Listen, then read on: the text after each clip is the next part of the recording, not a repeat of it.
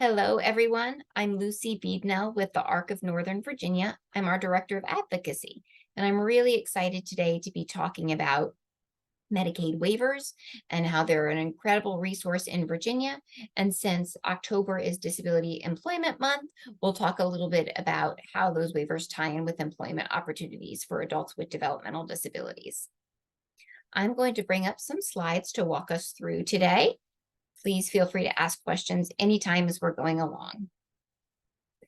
As a quick background information, in case you're not familiar with the Arc of Northern Virginia, we have been around for more than 60 years. There are almost 24 chapters of the Arc in Virginia and more than 600 chapters across the country.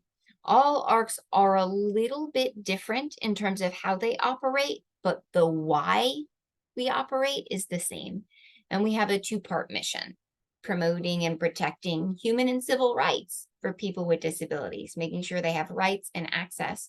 And the other part is pushing for full community inclusion for people with disabilities, moving away from ideas that we need separate everything to the idea that we should be supported and included and given funding for those supports and inclusions in our home settings. A lot of our work then is focused on advocacy, so trying to change policies, budgets, laws, etc., at the state level and local level, and to some degree the federal level, though we have a great national chapter that's based in DC that does a lot of federal work for us. And we do a lot of education, webinars like this.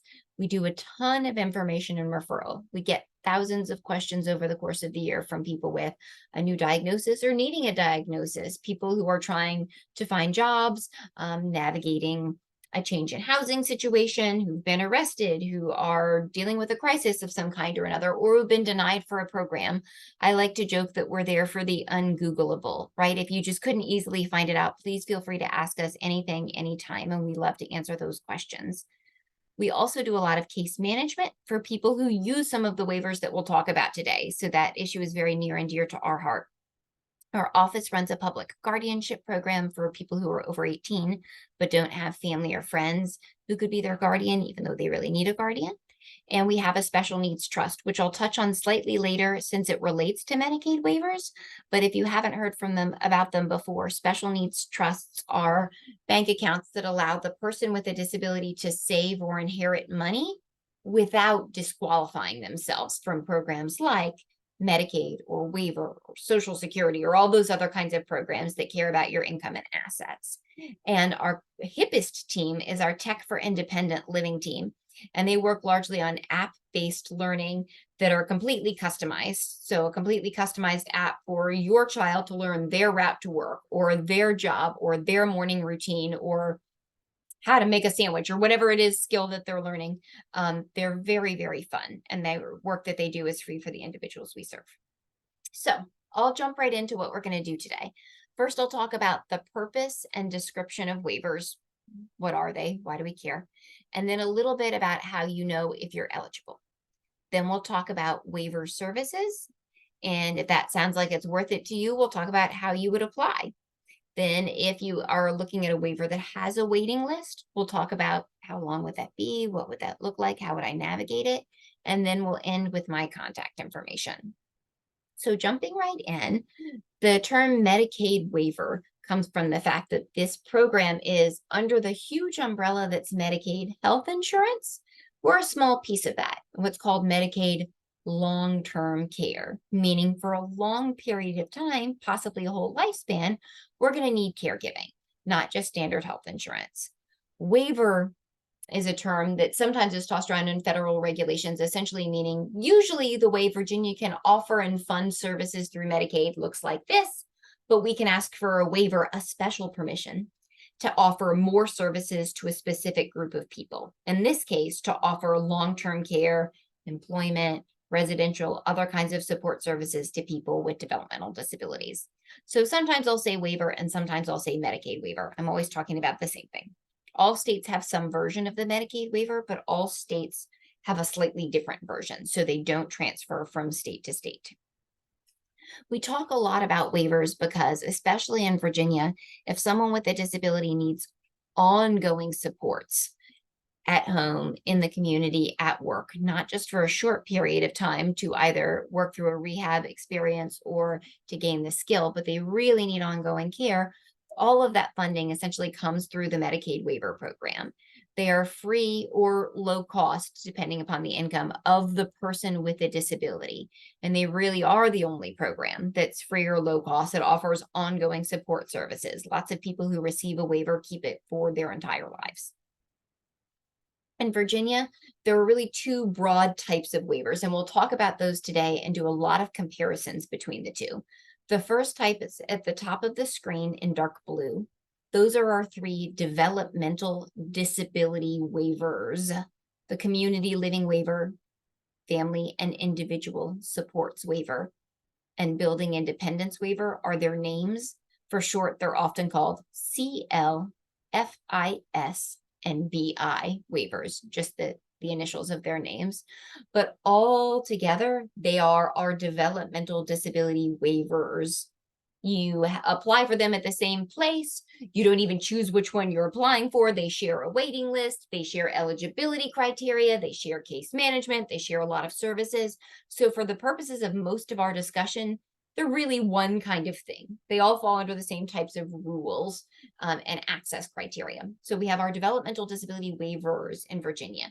We have another type of waiver in Virginia called the Commonwealth Coordinated Care, CCC Plus waiver. So the CCC Plus waiver was originally designed to keep aging adults out of nursing homes. So it's aimed at people who would need a significant level of hands-on and medical support kind of care, but it doesn't have an age minimum. So there are some children, and in fact, a significant number of people who are on the waiting list for the DD waiver program who use the CCC Plus waiver program while they're waiting. And that's why we talk about both of them. So let's do kind of a high level comparison between the two, just so we have a little bit of a mental filing cabinet as we go through all of this. And then with everything I talk about today, services, eligibility, etc., I'll do the same thing. We'll compare how that works for DD waivers and how it works for the CCC Plus waiver program.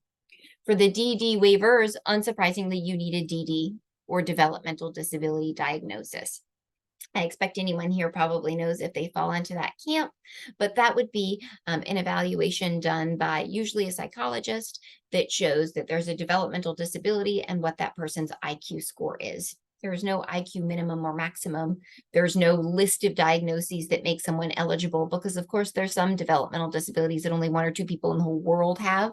There are all kinds of unusual issues, but common diagnoses are things like autism or Down syndrome or cerebral palsy. The DD waivers have a really big menu of services for home, nursing, and work, which we'll hit on later since we're focusing a little bit on work today, and community-based supports. And the DD waivers can fund 24/7 staff awake if someone needed it. Of course, people may need less and it can fund less. The DD waivers also offer a case manager. I mentioned our office does this, but the case manager really is the key to effectively using waiver services. Their job is to say, not only do we know what this person needs, we're going to match those needs up with what we can get through the waiver and what we can get through local parks and rec programs, the school, grant programs, volunteer opportunities, etc., to build out a whole support plan and make sure the individual with a disability can access what they need. And the downside of the DD waivers is that they have a long waiting list. Again, as we get further on in our discussion, I'll talk a little bit about what that looks like. If it was simple as it was this long, I tell you right now, but it's a little convoluted, so we'll get there soon. For the CCC Plus waiver, you need a disability diagnosis, which could be a DD diagnosis. It could also be something like Alzheimer's or dementia or epilepsy, and a medical need. So that would be, not just that I need help to take a pill every day, but maybe I have a feeding tube. Maybe I have a complex diet related to diabetes or heart issues, and I need someone to help me manage that diet on a daily basis. Maybe because of my epilepsy, I have a seizure protocol and someone who does a lot of seizure management with me on a day-to-day basis. So it's not just, do I take a pill or do I have a medical diagnosis? It's that I really need support in the medical realm every day. It is a much shorter menu of services than the DD waiver does, mostly with a focus on hands-on caregiving and nursing, but not employment services and not traditional residential services.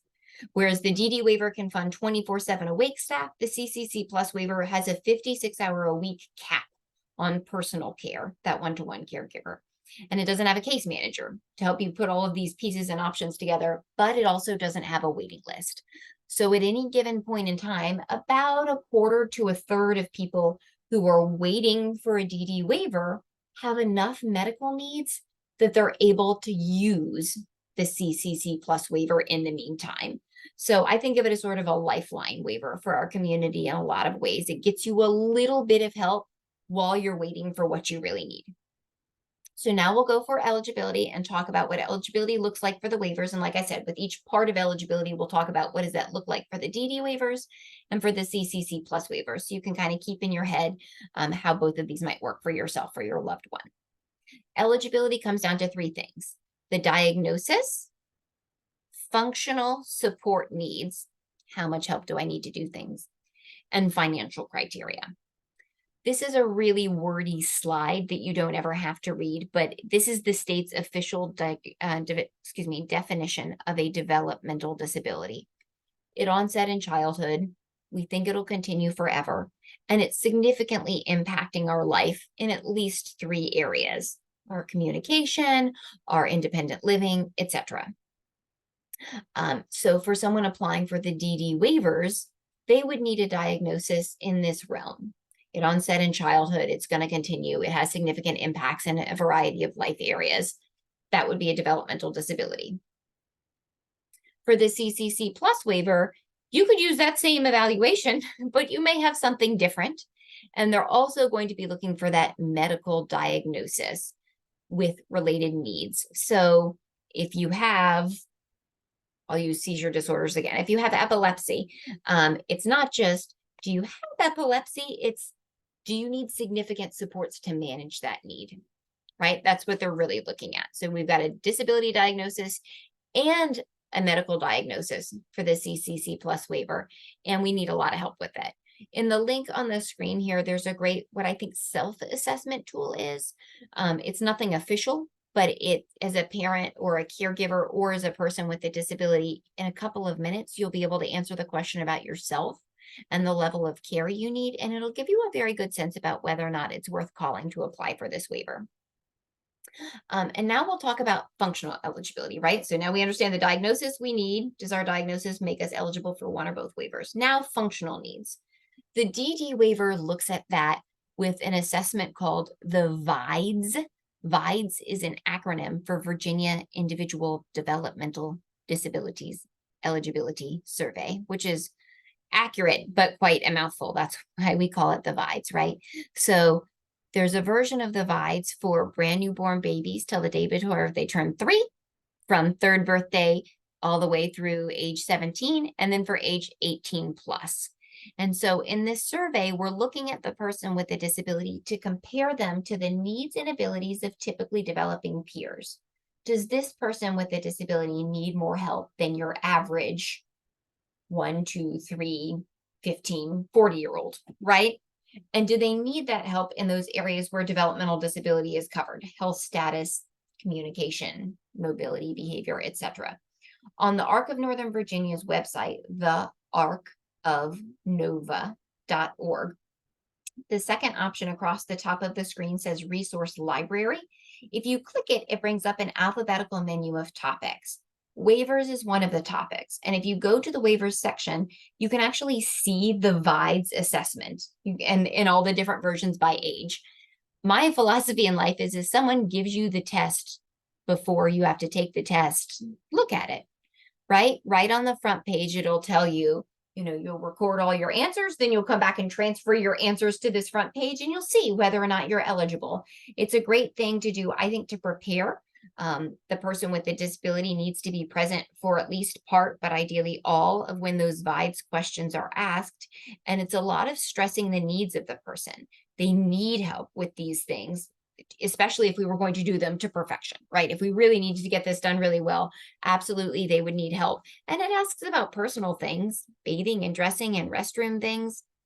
So making sure that that person with a disability is prepared, that you give honest answers, and that you have a sense of how fragile eligibility can be sometimes. You'll see on that assessment sometimes the difference between saying something happens once a week versus 3 times a month, which functionally isn't very different, can make a difference between whether or not you're eligible in one category.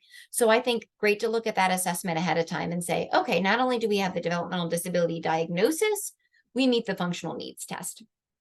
For the CCC Plus waiver, their functional needs test is called the Uniform Assessment Instrument, or UAI. It's the same test that's used if you've ever had someone have a really long-term stay in a hospital or go to a physical rehab facility after a surgery, that kind of thing, or even in a nursing home. And it's a big focus on hands-on care, especially with bathing, dressing, bathroom, and medical care. So lots and lots of questions. Whereas the VIDES for the DD waiver has a scoring guide right on the front that will tell you if you answer this way, you are or are not eligible. The UAI doesn't, but it's, in my opinion, fairly repetitive. So you'll get the sense of, am I saying yes a lot? Or am I saying no almost all of the time? Does it make sense for me to apply or not? But certainly look at it ahead of time and be prepared with all the kinds of information they're going to ask you for. So now we have a sense of, all right, does my diagnosis make me eligible for one or both waivers? Do my support needs make me eligible for one or both waivers? And financial eligibility is really the same for both waivers. The person with a disability can't have more gross income coming in each month than $2,742.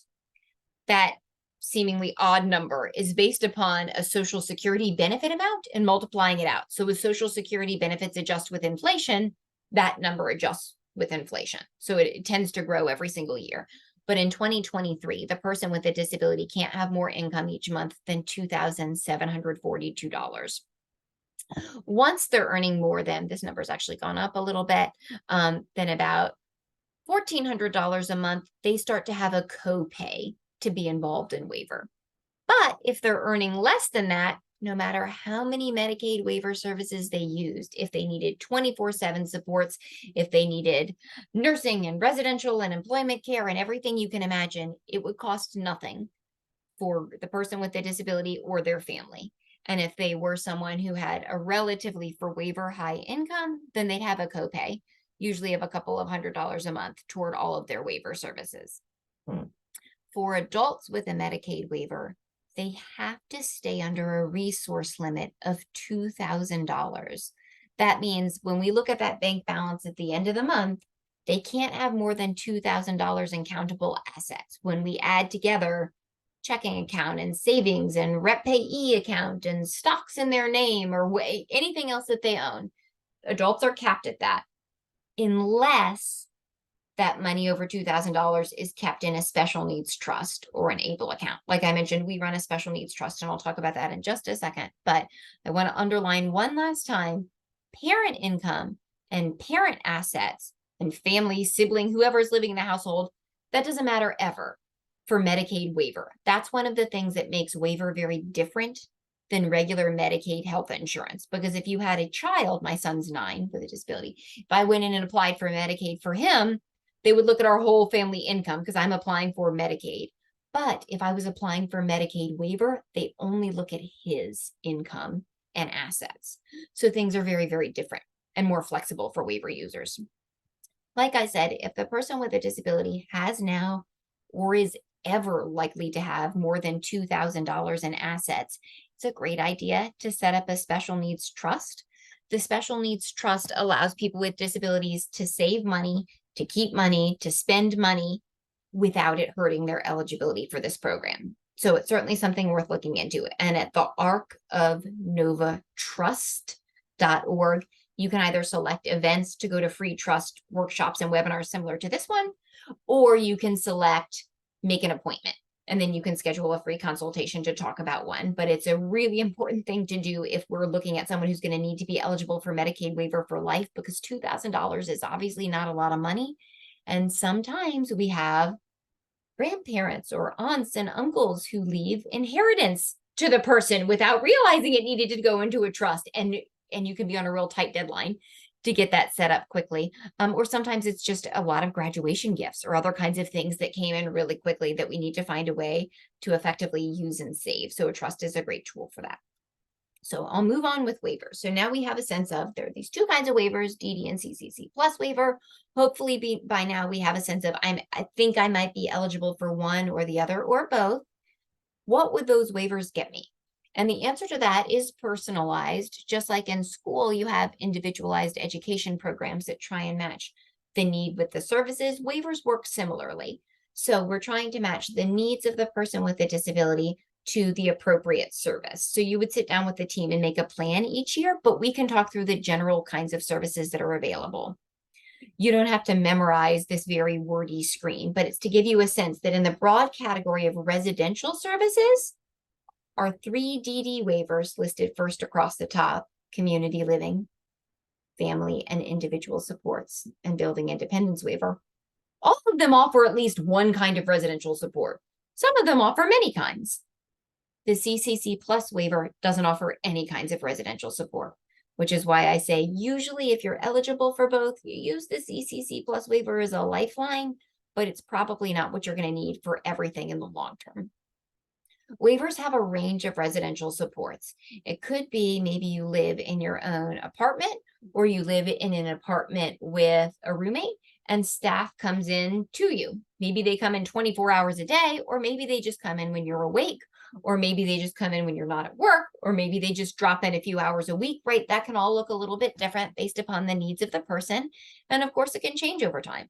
Sometimes when we first move out, we're nervous. We don't have all those independent living skills, but maybe over time, our skills grow and we need fewer caregiver supports. Maybe over time, we find we moved out and we thought what we wanted was caregivers there a lot, but we're really tired of people coming into our home and telling us what to do. And instead, we do better with virtual supports and someone we can touch a button and talk to when we're feeling stressed or worried. And people coming in to just do higher level things with us, like pay the bills, make a grocery list, maybe meal prep for the week, but we're safe for some periods of time on our own. That can look differently depending upon what's going on. That would be more in line with a service called, supported living. Or maybe we have a situation where the person with a disability only wants someone coming in 10, 15, maybe 20 hours a week to work on things, but otherwise they're good on their own. Then we probably use the independent living waiver service. If that person with a disability wanted to say, hey, I'm interested in renting an apartment and I'd like a live-in staff member. I understand that as my live-in staff, they're not going to work 24 hours a day, but I want them to be sleeping or at least in the apartment every night between, I'm making this up, 10 p.m. and 6 a.m. so that if a fire alarm goes off or there's a knock at the door, someone's there. Or if I call out and I'm freaked out, somebody's there.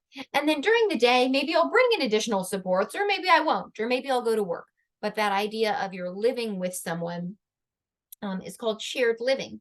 And the waiver will pay for the rent and the utilities and all kinds of other things for that shared living support staff in exchange for them providing some hours of companionship. Another option with waiver is something called supported living. And this is generally a situation where someone who has worked in the disability field before says, I would be happy to have someone with a disability live with me. And they move into the home of that caregiver. And it is still the caregiver's home, but the person with a disability gets care as much as they need it. And that person that they live with really is the primary caregiver. Whereas with shared living, they're both renting the apartment and you're probably bringing in lots of other care folks if you need more care hours. With supported living, the supported living provider really is the primary caregiver. They really are up with the person each morning. They really are there in the afternoon when they come home from work. They really do spend all weekend together, et cetera, because they're living in the same home. And then the last option is called group homes, where usually you have 4 to 7-ish people who didn't know each other beforehand who are moved into a home, and you have staff that are there 24 hours a day and rotate in and out on shifts. It is a common option in Virginia insofar as for many years it was the only residential option. So there's lots of people who've been in group homes for many years. It is not the most flexible or customized option, So we are seeing people move away from it over time, I would say. Now let's talk a little bit about a day in employment services, especially because we're coming up on the heels of Disability Employment Month. Here you'll see all three of our DD waivers offer essentially the full range of day in employment services.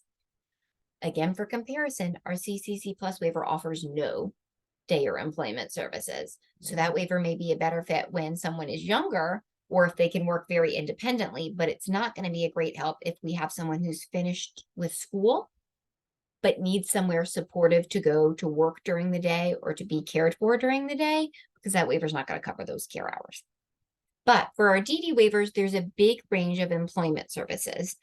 Some of these are still being built out, meaning it is very hard to find service providers for some of them because they're relatively new, but you can mix and match them. Whereas with residential services, you really are only living in one place, right? You're choosing one residential model. With day and employment services, you could say maybe 1 day a week or 2 days a week, I want day support. That's an option where I'm going to a big building, staff are there, lots of people with disabilities are there, and maybe we're going to work on crafts, maybe we're going to work on learning skills, maybe we're going to have some drop-in therapies or fun activities, those kinds of things. But maybe I'm also ready to start thinking about employment.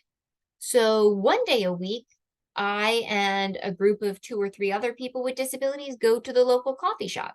And my waiver pays for support staff to help us learn to wipe down the tables, bust the trays, take the orders, work the register. Well, I've never worked at a coffee shop. I don't know. I chose that example, but you can imagine coffee shop jobs, whatever it is that, wherever it is that that person with a disability wants to work, the waiver can provide that either if they're working with a small group of waiver users or working on their own. They're the only waiver user at that business. The waiver can still pay for someone to be there with them to help them learn that job, and that they can stay with them and keep coaching them on that job, or they can slowly fade out if they feel like, you know what, this person's skills are growing and the manager's skills are growing and supporting them. I don't need to be here all the time. They're doing well. That's an option.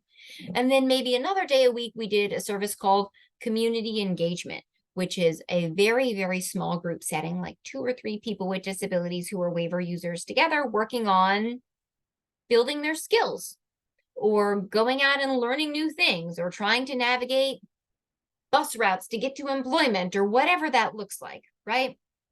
And then maybe sometimes I layer in hours of community coaching where one-to-one I have a really educated and highly trained caregiver who's helping me break down barriers to employment. Maybe I'm ready to go out in the working world, but what drives me berserk is when people yell, is when people slam doors, is when whatever, and we can't predict when that may happen in a workplace. Maybe in this case, we have someone working one-on-one with you with developing coping mechanisms, with making sure that we're accommodating spaces to make it as flexible for you as possible, whatever that is.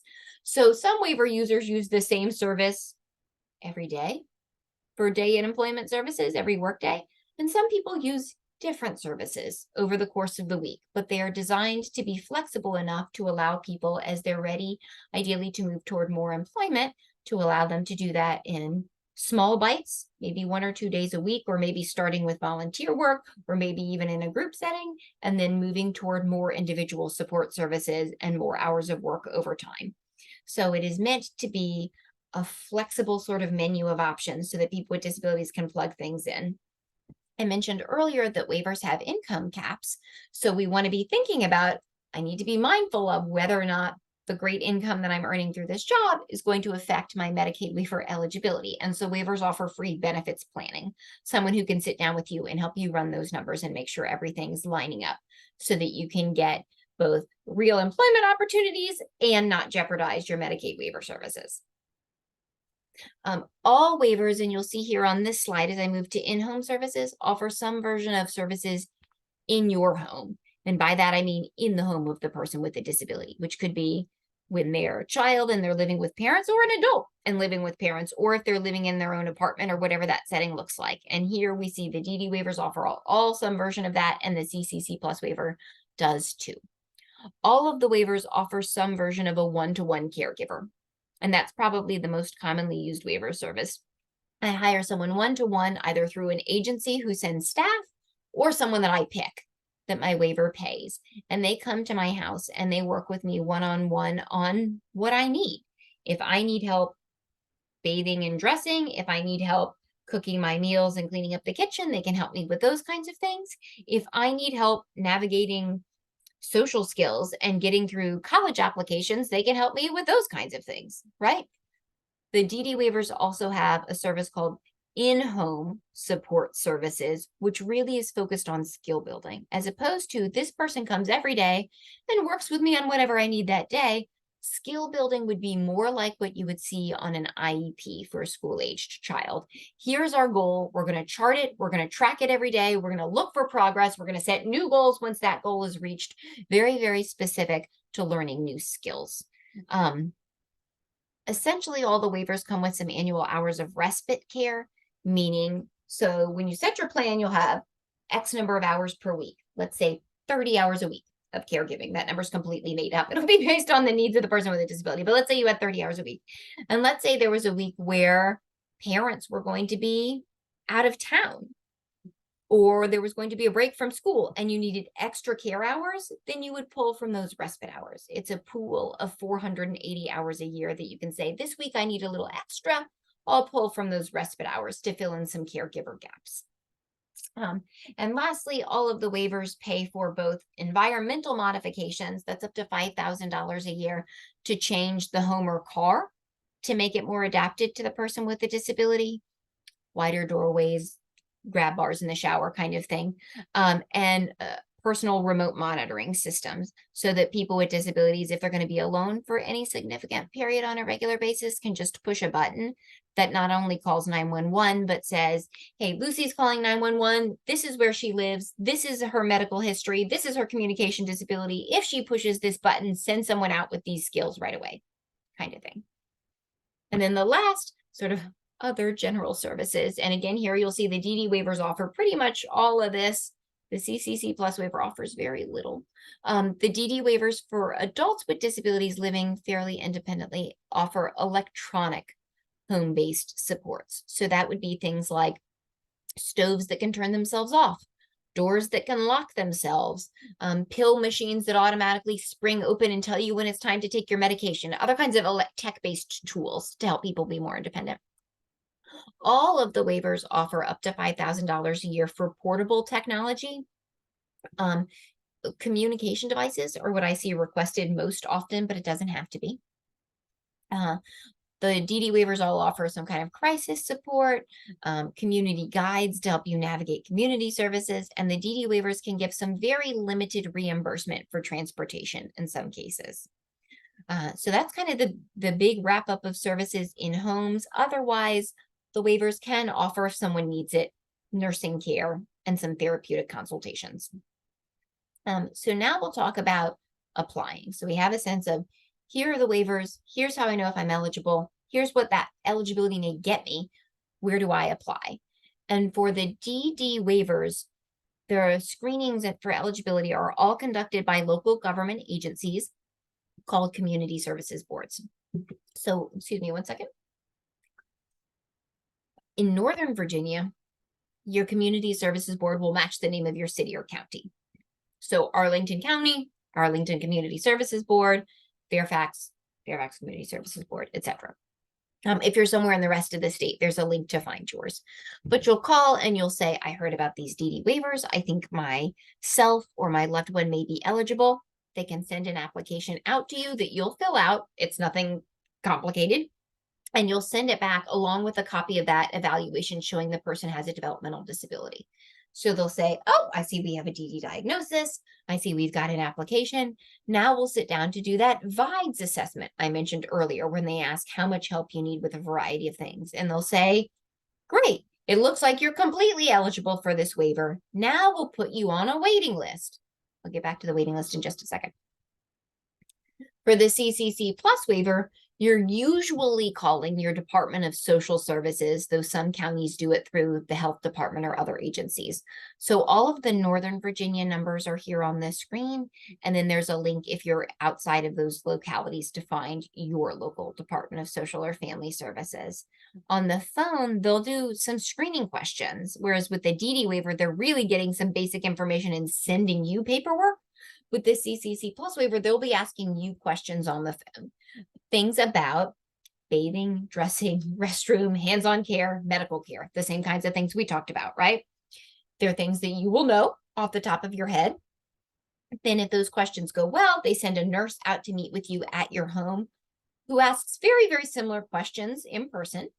And if that goes well, you'll start to work with the team on enrolling in waiver services. So even though there's no waiting list for this program, it's not as though you could call today and start services tomorrow, because you're calling, you're setting a couple of meetings, you're filling out paperwork, you are selecting and arranging services.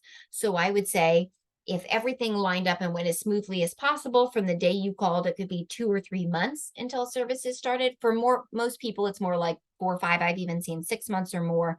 If it's a situation where, oh, this got slowed down, we couldn't find this paperwork, this application got lost, we couldn't select a service that we wanted at first, we took some time to think about it, those kinds of things. So no waiting list, but services are not truly immediate. They're just relatively fast for public services. Okay. So, oops, I went backwards. Okay, so now back to this DD waiver waiting list that I've mentioned a whole bunch of times. If you've called your community services board, you have applied, then they put you on a waiting list, and it's a shared waiting list. Like I talked about before, you're not waiting for just the community living waiver because you have really high needs, or the building independence waiver because you have low needs. You're just waiting for a DD waiver. And waiting times are based upon urgency, and that's constantly changing. As you can imagine, someone who's doing well today may have a parent who passes away tomorrow and they shoot to the top of the waiting list. Or someone who had a parent who was really struggling may go into cancer remission and maybe they go back down the waiting list, right? That list swings a whole lot based upon not only the needs of the person with the disability, but the family's ability to support them, right? Because even if someone has relatively low needs, if we don't have a parent or a caregiver or a sibling or someone who can help us out with that care, they're going to end up toward the top of the waiting list because none of their needs are being met. Whereas if we have someone with pretty high needs, but they're relatively young and stable, and we've got good school services and insurance services, and parents feel like they have it under control, they may be further down on the waiting list. So when new waivers become available, when they're funded by our state government, people assign those waivers by looking at people at the top of that urgent waiting list. And they say, who's most urgently in need? And how do we match their needs with the right waiver for them? And then they extend an offer of a waiver to that person. So I would say, don't believe anybody who tells you the waiting list is X years long, because some people don't apply until aging parents have both passed away and an adult sibling says, oh my goodness, my 60-year-old brother has never applied for services. I live halfway across the world and all of a sudden there's no one at home to take care of him and he needs 24/7 care. Well, that person goes to the top of the urgent waiting list and may not wait very long. Though I would argue in this case, he did wait 60 years, maybe not on the list, but without any caregiving. Or if you apply when your child is young, like I said, and doing relatively well, you may wait longer. But it's certainly important to get on that waiting list, because if you reach a point when you're in crisis and you've got to move up that waiting list from priority 3, where we call it where you're pretty healthy and stable, to priority 2, where we really need to keep an eye on things, or priority 1, where things are urgent, you want that to be, I just picked up the phone and told them our situation has changed. You don't want it to be, oh my goodness, we're now in an urgent situation. Wasn't there a program I was supposed to apply for? It's going to take a couple of months to get all that paperwork and all those meetings done, and I have to do that in the midst of a crisis. Don't put yourself in that situation. Get on the waiting list. Certainly, we do a lot of advocacy to fund waivers. You never know when being on the waiting list may pay off in a big way. You're on the waiting list, your ability to get waiver services faster increases. Every year, there's some grant funding that goes out to people who are eligible on the waiting list to get it. There are ways to contact your community services board if you're having a one-time crisis and get some help, right? You just want to be clued into this system and as part of it.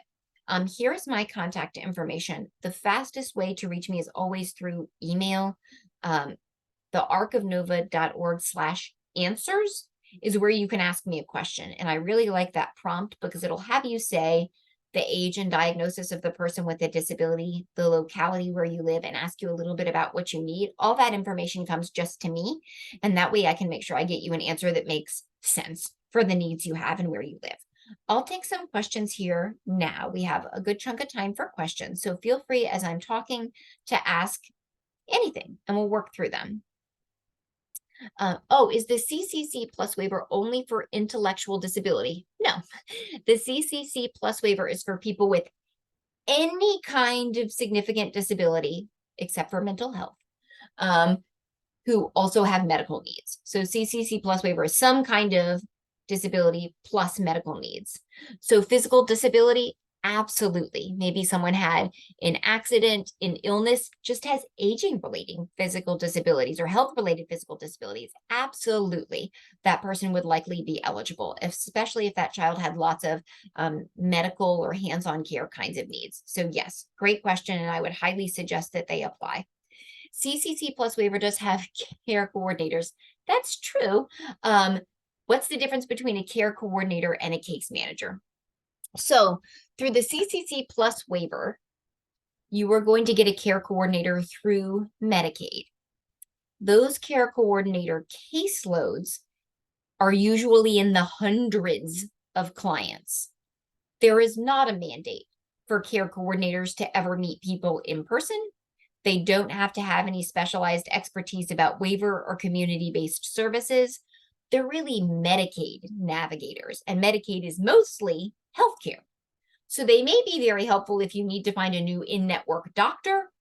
They are less likely to be helpful if you need to find an in-home caregiver related to a developmental disability.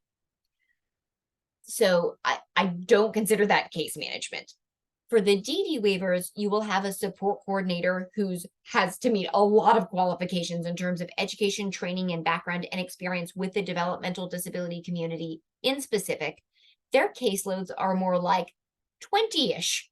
They have got to see people in person at least every 3 months, often a lot more than that. They're going to sit down with you each year and talk you through a whole bunch of services. If it's a month when they're not seeing you in person, they're still going to be reaching out and navigating you to help you find services, put things in place. They are your main point of contact to get things lined up, and you should be speaking with them very frequently and have high expectations, though I would say maybe they won't always be met, but have high expectations for what they can do and how they can help. So it's a much, much higher level of service that really is in line with what traditional case management is, as opposed to care coordinators who are more like a touch point along the way if you had a general Medicaid question. There are some care coordinators who are excellent. There are some case managers who aren't excellent, to state the obvious. So sometimes those rules don't apply, but that I would say that's a pretty general good gauge of things. Someone as a good reminder, yes, as modifications, yes, if you were renting, the waiver can make modifications to the apartment, even if you don't own the space. I would give some caveats here. Generally speaking, the Fair Housing Act makes it so the landlord has to allow that. If, I'll use an example, you needed to put in lower toilets and grab bars in the bathroom. Usually, the Fair Housing Act has to allow that, makes the landlord do it. The waiver can pay for it. But the Fair Housing Act also says when that person with a disability moves out of that rented apartment, they have to pay to restore the unit to the way it was before. They'll have to put back a regular size toilet and remove the grab bars and patch the wall and patch the tile so it matches the rest of the shower. And the waiver doesn't pay for that kind of work, that restoration sort of work.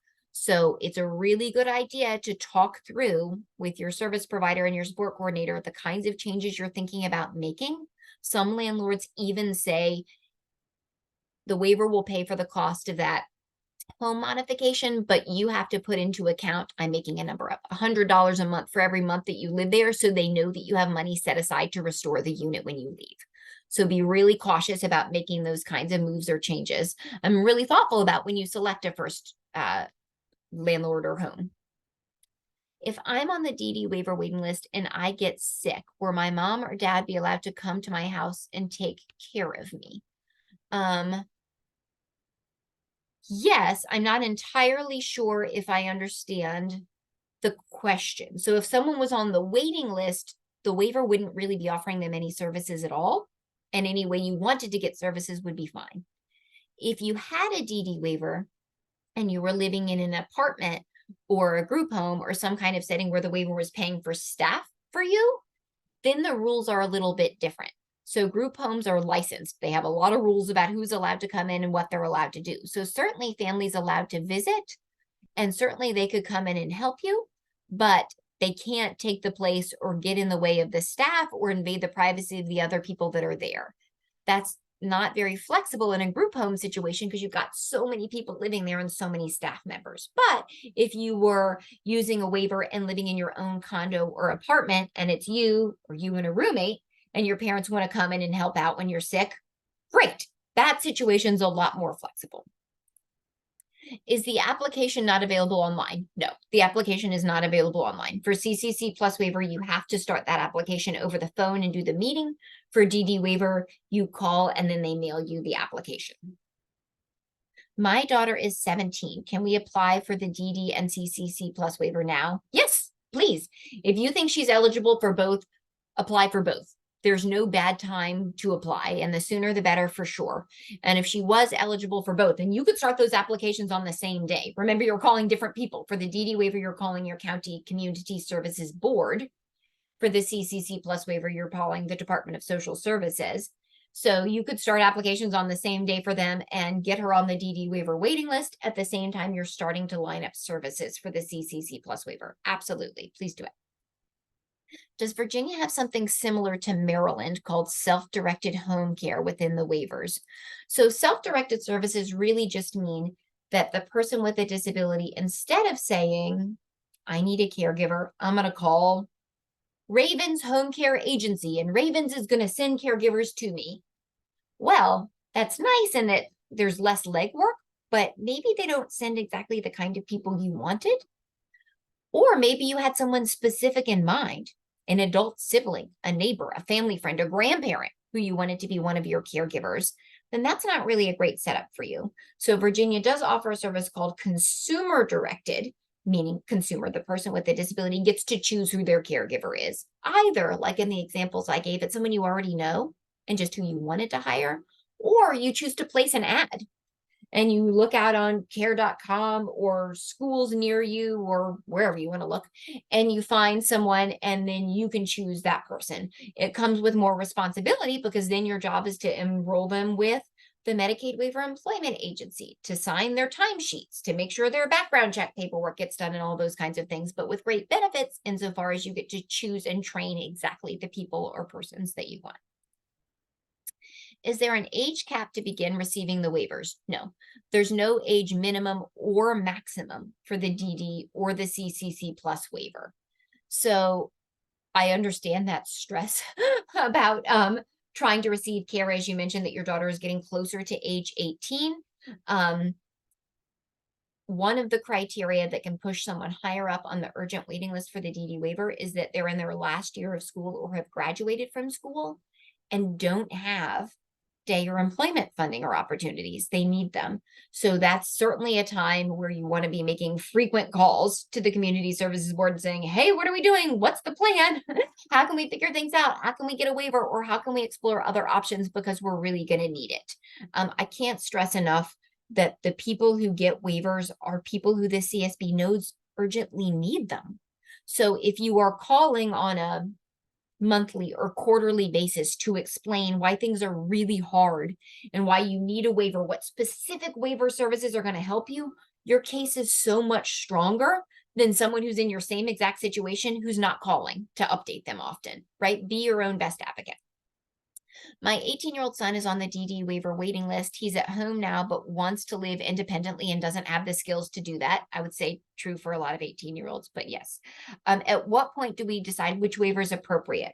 So you don't get to decide, interestingly. So if he's on the waiting list, when waivers become available, the Community Services Board will do, like I say, kind of a matchmaking. So they'll say, your son is this old, has these needs, wants to live in this place. Which waiver meets those needs? And if you were describing needs that were more than like a couple of hours of drop-in care a day, they're not going to offer a building independence waiver to him. Those building independence waivers, that type of DD waiver for people with adults with the lowest level of need, really only get offered if a family says, we need like 2 hours a day or 10 hours a week, maybe all day Saturday and someone dropping it on Wednesday kind of thing. We need very minimal supports. Otherwise, they're not offered often. As a high school special education teacher, when should I recommend my parents apply for the DD waiver? The second you get in touch with them. There is no time that is too early to do it. And because the waiting list is significant, it's certainly a good idea to get on sooner rather than later. And like I mentioned, if you're on that waiting list, you are in touch with the whole service system. You can move up the waiting list seamlessly. Sometimes there's grant funding or other opportunities that people reach out and give you. So there's certainly good reasons to be on that waiting list, even though when you tell people waiting list, sometimes they think, I'll do that later. So the sooner the better. And we've known some really extraordinary teachers and transition coordinators who help families apply, help them make that call, help them fill out that paperwork, because they know without that intervention, the family's not going to get it done. They completely renovated my apartment bathroom with permission. That's great. Again, that's awesome. And that's certainly something that can happen with a waiver. And if you wanted, you could do something with your waiver that has a $5,000 a year cap on modification to do something like 1 year you say the priority is my sink and my toilet and some grab bars, and the next year the priority is making the shower more accessible. So if you can't get what you need under that $5,000 cap, so long as you can break the project apart into completed little chunks, right? They won't do half a toilet 1 year, but if you can finish the toilet and the sink and the grab bars 1 year, the next year you could ask for something completely different. Again, with landlord permission and a way to pay it back to restore it in the end at the landlord's request. Can the recipient make more than the income limit, but put the income in a special needs trust to be eligible? This is a tricky question. So if you don't think you're going to be in this boat, turn off your brain for a second, because I don't want to make head spin. But for the DD waiver, no. We are working very, very hard to change this. But right now, if an adult with a disability had a DD waiver and their gross income was more than $2,742 a month, they can't keep the waiver. It doesn't matter if they put the income into the trust, because they count the money that comes in before it's moved. With the CCC Plus waiver, they have what's called a medically needy spend down. So if you were, I'll make a number up, $100 a month in income over the income cap, but you could show every month you have more than $100 in medical expenses that Medicaid won't cover, then you can spend that money on medication or other medical support needs. You can submit the receipts, and it's a constant matter of paperwork and keeping a track and trying to stay eligible. Again, we are very, very hard trying to change the law on this to make it more flexible for people with developmental disabilities not to lose their waivers. And a lot of other states have done that. But right now in Virginia, there really is no flexibility. Oh, don't apologize for confusing me with your question. That's a me issue and not a you issue. That was very nice of you to say. If I want to explore all the support services without intending to use the waivers, who can help me? I would say the easiest way to start that would be at the arcofnova.org. There's a blue kind of bar across the middle of the screen. Go to Programs and Services and Transition Points. There's a bunch of guides and toolkits for various parts of life. One is like transitioning out of school, one's employment, one's housing. There's some others. But if you look at those, you will see big lists of Medicaid waiver support providers for employment and day services, residential services, in-home care services. You can go to their website. Sometimes they offer webinars or open houses or those kinds of things. But generally, they wouldn't spend a whole lot of time talking to a family and meeting with them if the family didn't have a waiver to use to spend services with them, right? They're nonprofits who are doing a lot with a little, and they would usually say, we just don't have the bandwidth to meet with someone who's just generally exploring. But certainly there's things out there on the web. At our YouTube channel, there are past webinars and interviews with waiver service providers. You can ask me any questions that you'd like about waiver service providers, those kinds of things. Aside from major life changes, what does it take to move from priority 2 to priority 1? It really is major life changes. But like I said, it can be in the life of the person with a disability or in their care network. So if there was another sibling who had a complicated disability, then everyone's going to go higher on the waiting list because that family just has higher needs. Or if a parent or caregiver has their own mental or physical health kinds of needs that make it harder to provide care, that'll do it. If the person with a disability, like we talked about, is approaching graduation and they have no other alternatives, that can put them higher on the waiting list. If you shoot me an email, I'm happy to send you the checklist criteria, but it's essentially what I just walked through. And so it's got to be some kind of change. It's not just that the person is a certain age or a certain need level. It's looking at, okay, but what's the result of that? Do they not have supports to meet that need? And it's that change that puts them higher on the waiting list, that you've got this need that's suddenly not being met. Is there a way to check on how many people on the waiting list for your county? Sure, that number is public. You can ask your county community services board for a little bit of perspective. The waiting list in the state of Virginia right now is about 15,000 people.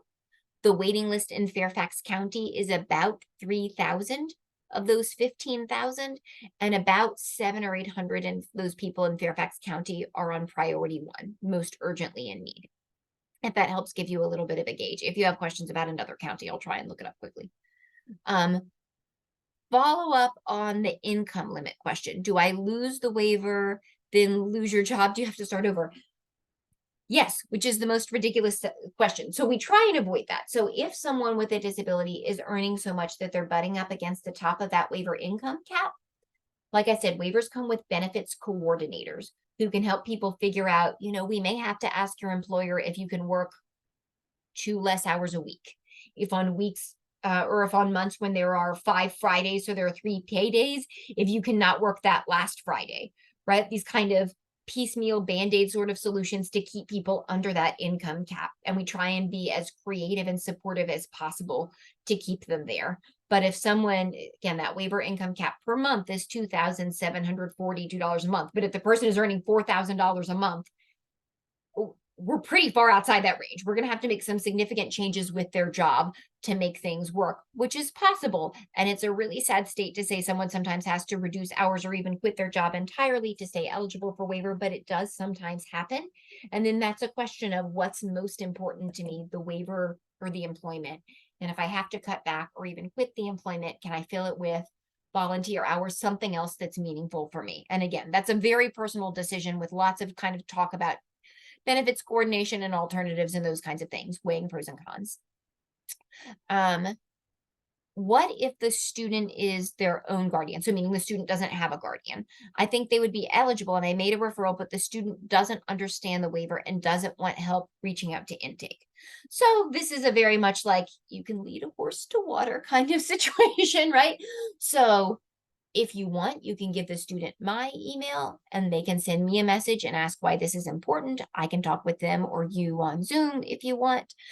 If you know of another friend or student or family that your student trusts and would listen to, have them see if they can broach this conversation. But at the end of the day, the person with legal authority, right? The person with a disability or their parents, if their parents are the guardian, need to be the people who are reaching out and asking for their waiver. You as school staff or whoever you are in this person's life can get a HIPAA form, right? You can get consent to do this along with them and be jointly notified with them. And you can fill out a lot of the paperwork on your own, but at the end of the day, there's going to be places where that student has to sign and has to agree to go to the meetings, even if you're there and even if you arrange the meetings. So there's going to be some need to work things with the student. How many are on the priority one list in Loudoun? Okay, let's see. We have just a second here. So here's the waiting list by state right now. I'm sorry, I don't know if this is like too small for people to see.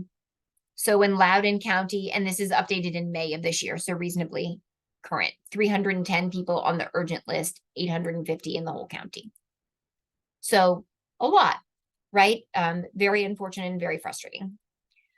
As a reminder, yes, absolutely. I will send out a PDF version of these slides and a recording of the webinar to anyone who came. If the paycheck gets deposited directly into an ABLE account, does it still count as income from income calculations?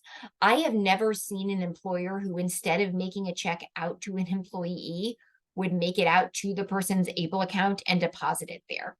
So if you had an employer who really was willing to do that, you could have that discussion with ABLE Now, who's the Virginia ABLE Coordinator Organization, and see if they would be willing to accept that and how they could possibly make that work. I've seen people try and I've never seen someone succeed.